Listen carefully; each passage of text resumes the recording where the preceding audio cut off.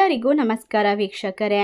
ತುಲಾ ರಾಶಿಯವರ ಜೀವನದಲ್ಲಿ ಫೆಬ್ರವರಿ 19, 20, 21, 22 ಮತ್ತು 23ನೇ ತಾರೀಕಿನವರೆಗೂ ಕೂಡ ಈ ವಿಶೇಷವಾದ ಸಮಯದಲ್ಲಿ ಖಂಡಿತವಾಗಿ ಇವರ ಜೀವನದಲ್ಲಿ ನಡೆಯುವಂಥದ್ದು ಇದೇ ಆಗಿರುತ್ತದೆ. 19ನೇ ತಾರೀಕಿನಿಂದ 22ನೇ ತಾರೀಕಿನವರೆಗೂ ಕೂಡ ಇವರ ಜೀವನದಲ್ಲಿ ಒಬ್ಬ ಮಹಿಳೆಯ ಆಗಮನ ಖಂಡಿತವಾಗಿ ಇದೇ ನಡೆಯುತ್ತದೆ. ಈ ರಾಶಿ ಚಕ್ರದವರು ಸಾಮಾನ್ಯವಾಗಿ ಹಲವಾರು ಕಷ್ಟಗಳನ್ನು, ಅನುಮಾನಗಳನ್ನು, ಭಯಗಳನ್ನು, ಅವಮಾನಗಳನ್ನು ಎದುರಿಸಿ ಬೆಳೆದು ಬಂದಿರತಕ್ಕಂತಹ ಪರಿಸ್ಥಿತಿಗಳೇ ಜಾಸ್ತಿ ಇರುತ್ತದೆ. ತುಲಾ ರಾಶಿಯವರು ಸ್ವಭಾವತಃ ಸಮತೋಲನ, ನ್ಯಾಯ, ಬುದ್ಧಿ ಮತ್ತು ಶಾಂತಿಯ ಸಂಕೇತವಾಗಿರುವಂಥವರು. ಇವರ ರಾಶ್ಯಾಧಿಪತಿಯಾಗಿರುವಂತಹ ವಿಶೇಷವಾಗಿರುವಂತಹ ಎಲ್ಲ ರೀತಿಯ ತೊಂದರೆಗಳನ್ನು ದೂರ ಮಾಡಿ ಇವರ ಕಷ್ಟಗಳಲ್ಲಿ ಸುಂದರತೆ, ಪ್ರೀತಿ, ಸಂಬಂಧಗಳು ಮತ್ತು ಕಲಾತ್ಮಕತೆ ಇವರ ಜೀವನದಲ್ಲಿ ಮಹತ್ವದ ಪಾತ್ರವನ್ನು ವಹಿಸುತ್ತದೆ. ಆದರೆ ಇದೇ ಒಂದು ಗುಣಗಳು ಕೆಲವೊಮ್ಮೆ ಇವರ ಜೀವನದಲ್ಲಿ ಕಷ್ಟಗಳಿಗೆ ಕಾರಣವಾಗುತ್ತೆ. ತುಲಾ ರಾಶಿಯವರ ದೊಡ್ಡ ಕಷ್ಟವೆಂದರೆ ಎಲ್ಲರನ್ನ ಕೂಡ ಖುಷಿ ಪಡಿಸಬೇಕು ಎಂಬ ಭಾವನೆ. ಇವರು ಯಾರನ್ನ ಕೂಡ ನೋಯಿಸಬಾರದು ಎಂದು ಯೋಚನೆ ಮಾಡ್ತಾರೆ. ಆದರೆ ಇದರ ಪರಿಣಾಮವಾಗಿ ತಮ್ಮದೇ ಆಸೆಗಳನ್ನು ತ್ಯಜಿಸುವಂತಹ ಸಂದರ್ಭಗಳು ಕೂಡ ಬರುತ್ತವೆ. ಕುಟುಂಬದಲ್ಲಿ, ಸ್ನೇಹಿತರ ನಡುವೆ ಅಥವಾ ಕೆಲಸದ ಸ್ಥಳದಲ್ಲಿ ಎಲ್ಲರ ಮಾತು ಕೇಳಿ ಮಧ್ಯಸ್ಥಿಕೆ ವಹಿಸುವಂತಹ ಪ್ರಯತ್ನ ಮಾಡುವಾಗ ಇವರ ಮೇಲೆ ಅನಗತ್ಯವಾದ ಒತ್ತಡ ಹೆಚ್ಚಾಗುತ್ತೆ. ಇವರು ಹೆಚ್ಚು ಎದುರಿಸುವಂತಹ ಮತ್ತೊಂದು ಅವಮಾನವೆಂದರೆ ನಿರ್ಧಾರ ತೆಗೆದುಕೊಳ್ಳುವಲ್ಲಿ ವಿಳಂಬ. ಈ ರಾಶಿ ಚಕ್ರದವರಿಗೆ ಹಲವಾರು ರೀತಿಯ ಕಷ್ಟಗಳು ಒಂದರ ಮೇಲೊಂದು ಬರ್ತಾನೆ ಇರುತ್ತೆ. ತುಲಾ ರಾಶಿಯವರು ಎರಡು ಆಯ್ಕೆಗಳ ನಡುವೆ ಅಲುಗಾಡುತ್ತಾರೆ. ಇದು ಸರಿಯೇ ಅಥವಾ ತಪ್ಪು ಎಂಬ ಗೊಂದಲದಿಂದ ಅವಕಾಶಗಳು ಕೈ ತಪ್ಪುವ ಸಾಧ್ಯತೆ ಇದೆ. ಜೀವನದಲ್ಲಿ ಮಹತ್ವದ ಘಟ್ಟದಲ್ಲಿ ಮದುವೆ, ಉದ್ಯೋಗ, ವ್ಯಾಪಾರ ಇಂತಹ ದ್ವಂದ್ವ ಇವರಿಗೆ ಮಾನಸಿಕ ಒತ್ತಡವನ್ನು ಕೂಡ ತಂದು ಕೊಡಬಹುದು. ಒಟ್ಟಾರೆಯಾಗಿ ತುಲಾ ರಾಶಿಯವರ ಸಂಬಂಧಗಳಲ್ಲಿ ಖಂಡಿತವಾಗಿ ತುಂಬಾ ಸಂವೇದನಾಶೀಲರು. ಒಬ್ಬ ವ್ಯಕ್ತಿಯ ಮೇಲಿನ ನಂಬಿಕೆ ಮುರಿದರೆ ಅದು ಅವರ ಮನಸ್ಸಿಗೆ ದೊಡ್ಡ ಅಪಘಾತ ಮತ್ತು ಹೊರೆಯನ್ನ ಮಾಡುತ್ತದೆ. ಇದು ನಗುಮುಖ ಇಟ್ಟುಕೊಂಡು ಒಳಗೆ ತುಂಬಾ ನೋವನ್ನು ಹೊತ್ತುಕೊಂಡಿರುವಂತಹ ತುಲಾ ರಾಶಿಯವರ ಜೀವನದ ಕತೆ. ಪ್ರೀತಿಯಲ್ಲಿ ನಿರಾಸೆ ಅಥವಾ ಸ್ನೇಹದಲ್ಲಿ ಮೋಸಗೊಂಡಾಗ ಕೆಲ ಕಾಲ ತಮ್ಮೊಳಗೆ ಮುಳುಗುವಂತಹ ಸ್ವಭಾವವನ್ನು ಕಾಣಬಹುದು. ಆರ್ಥಿಕವಾಗಿ ನೋಡಿದರೆ ಇವರು ಹಣ ಗಳಿಸುವಂತಹ ಸಾಮರ್ಥ್ಯವನ್ನು ಹೊಂದಿದ್ದಾರೆ. ಆದರೆ ಹೆಚ್ಚು ಖರ್ಚು ಮಾಡುವಂತಹ ಪ್ರವೃತ್ತಿ ಇವರಲ್ಲಿರೋದ್ರಿಂದ ಹಣ ಉಳಿಸುವಲ್ಲಿ ಕಷ್ಟ ಅನುಭವಿಸುತ್ತಾರೆ. ಸುಂದರ ವಸ್ತುಗಳು, ಸೌಕರ್ಯಗಳು ಇವರನ್ನ ಆಕರ್ಷಿಸುತ್ತದೆ. ಕೆಲವೊಮ್ಮೆ ಭಾವನಾತ್ಮಕವಾದ ಖರ್ಚುಗಳು ಮುಂದೆ ಆರ್ಥಿಕವಾದ ಒತ್ತಡವನ್ನು ತರಬಹುದು. ಇವರು ಎದುರಿಸಿದಂತಹ ಪ್ರಮುಖವಾದ ಅವಮಾನವೆಂದರೆ ಅವಕಾಶ ಬಂದಾಗ ಧೈರ್ಯವಾಗಿ ಹಿಡಿಯಲು ಆಗದೆ ಹೋದಂತಹ ಕ್ಷಣಗಳು.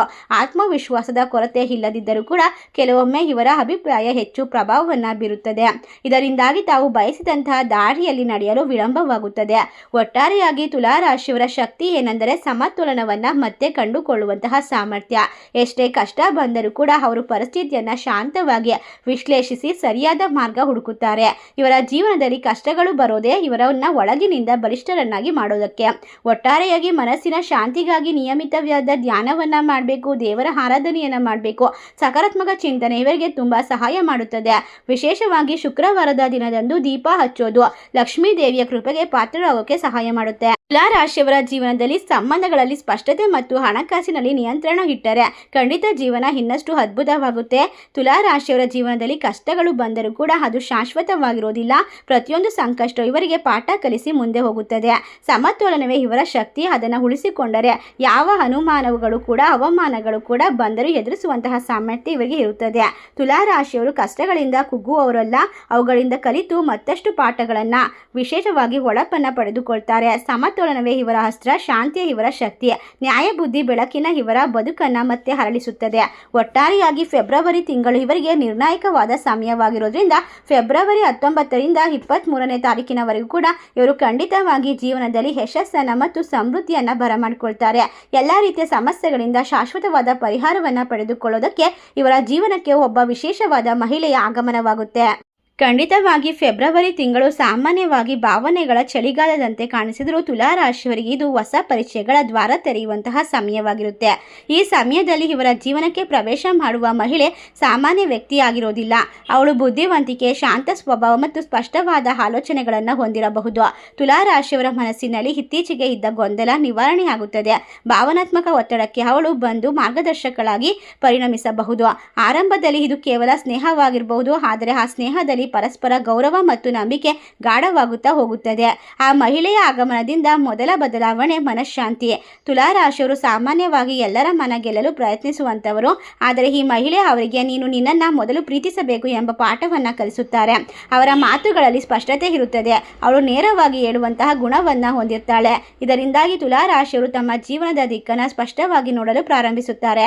ವೃತ್ತಿ ಅಥವಾ ವ್ಯವಹಾರ ಕ್ಷೇತ್ರದಲ್ಲೂ ಕೂಡ ಈ ಪರಿಚಯದ ಪ್ರಭಾವ ಹೆಚ್ಚಾಗಿರುತ್ತೆ. ಅವಳು ಪ್ರೇರೇಪಣೆ ನೀಡುವಂತಹ ವ್ಯಕ್ತಿಯಾಗಿರಬಹುದು. ಹೊಸ ಅವಕಾಶಗಳ ಬಗ್ಗೆ ತಿಳಿಸಬಹುದು. ಹೊಸ ಆಲೋಚನೆಗಳನ್ನು ಹಂಚಿಕೊಳ್ತಾಳೆ. ಒಟ್ಟಾರೆಯಾಗಿ ಧೈರ್ಯದಿಂದ ಮುಂದುವರೆಯಲು ಉತ್ತೇಜಿಸುತ್ತಾಳೆ. ತುಲಾ ರಾಶಿಯವರು ಯಾವುದೇ ತೀರ್ಮಾನವನ್ನು ತೆಗೆದುಕೊಳ್ಳುವಲ್ಲಿ ಕೆಲವೊಮ್ಮೆ ಹಿಂಜರಿತಾರೆ. ಆದರೆ ಈ ಮಹಿಳೆಯ ಬೆಂಬಲದಿಂದ ಪ್ರಮುಖ ನಿರ್ಧಾರವನ್ನು ಕೂಡ ಸುಲಭವಾಗಿ ತೆಗೆದುಕೊಳ್ಳುವಂತಹ ಸಾಧ್ಯತೆಗಳು ಹೆಚ್ಚಾಗ್ತಾ ಹೋಗುತ್ತೆ.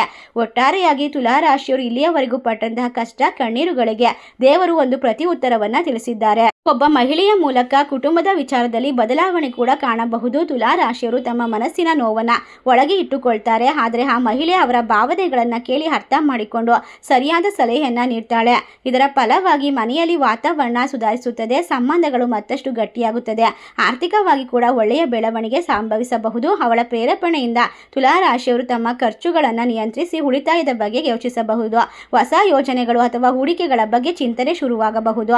ಇದರಿಂದ ಫೆಬ್ರವರಿ ತಿಂಗಳ ನಂತರ ಸ್ಥಿರತೆ ಹೆಚ್ಚಾಗುತ್ತೆ. ಆದರೆ ಒಂದು ಮುಖ್ಯ ಪಾಠ ಇಲ್ಲಿದೆ. ತುಲಾ ರಾಶಿಯವರು ಅತಿಯಾದ ನಿರೀಕ್ಷೆ ಇಟ್ಟುಕೊಳ್ಳಬಾರದು. ಈ ಸಂಬಂಧವನ್ನು ನಿಧಾನವಾಗಿ ಬೆಳೆಸಬೇಕು.